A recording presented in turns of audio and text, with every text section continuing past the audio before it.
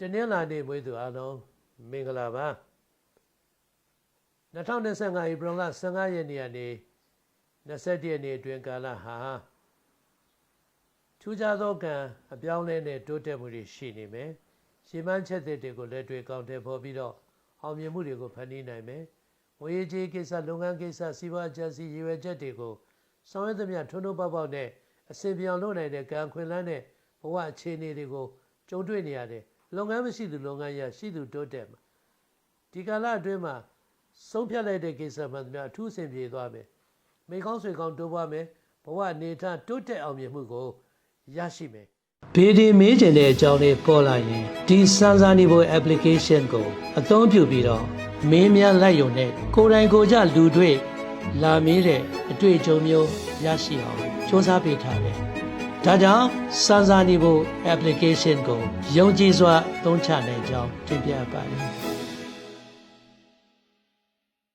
15ရက်နေ့မှာလုံသမျှကြံစီသမျှအောင်မြင်ခြင်းကိုကြုံမယ်16ရက်နေ့မှာအလုပ်တိုးချဲ့ခြင်းနဲ့ဘဝတိုးတက်ခြင်းတွေကြုံမယ်အဲ့ဒီကမဟာသကြံတက်နေဖြစ်တယ်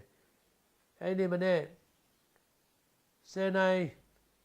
40မိနစ်20ခန့်မှာသကြံတက်မယ်အဲ့ဒီသကြံတက်ချိန်မှာကုသိုလ်ကောင်းမှုတစ်စုံကြာလုပ်ရင်လည်းအထူးခြားတဲ့တလန်းလေးတွေရနိုင်တယ်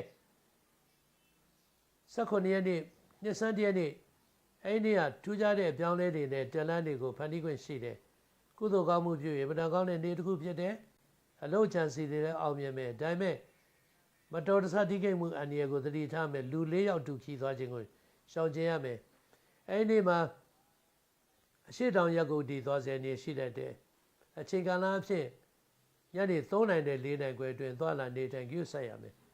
18ရက်နေ့အဲ့ဒီမှာ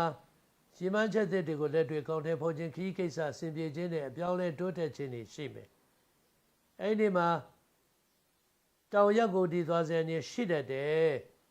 နေ့7နိုင်တဲ့တနိုင်ခွဲအတွင်းသွားလာနေထိုင်ကြည့်ဆက်ရမှာပေါ့19ရက်နေ့မှာတော့ပြောင်းလဲခြင်းနဲ့တိုးတက်ခြင်းကကောင်းမယ်လူမျိုးကွဲအကျိုးပေးမယ်20ရက်နေ့မှာငွေရေးကြေးကံလုပ်ငန်းကံစီးပွားကံကောင်းခြင်းနဲ့ဘဝတိုးတက်ခြင်းတို့ရဲ့နှစ်သာရကိုရမယ်တပတ်တာအတွင်းဇာတာပတိနေ့ဗုဒ္ဓနေ့အင်္ဂါနေ့မွေးသူတွေကောင်းကျိုးပေးပြီးတော့တနင်္လာသောကြာမွေးသူများကြောင့်စိတ်နှောင့်ယှက်ရှိတတ်တယ်369ကဏ္ဍနေကျိုးပေးတယ်အပြာရောင်ဒီရောင်ချက်သွေးရောင်တို့ကိုသုံးပြီးတော့အလိုရှိရာကိစ္စတွေဆောင်ရွက်ရင်လုပ်ခဲ့သမျှဆောင်ရွက်သမျှအောင်မြင်တိုးတက်မှုနဲ့ကံမြတ်မှုတွေကိုရရှိမှာဖြစ်ပါတယ်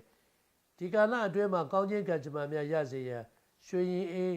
လှူဒန်းခြင်းပြုပေးပါကျေးဇူးတင်ပါတယ်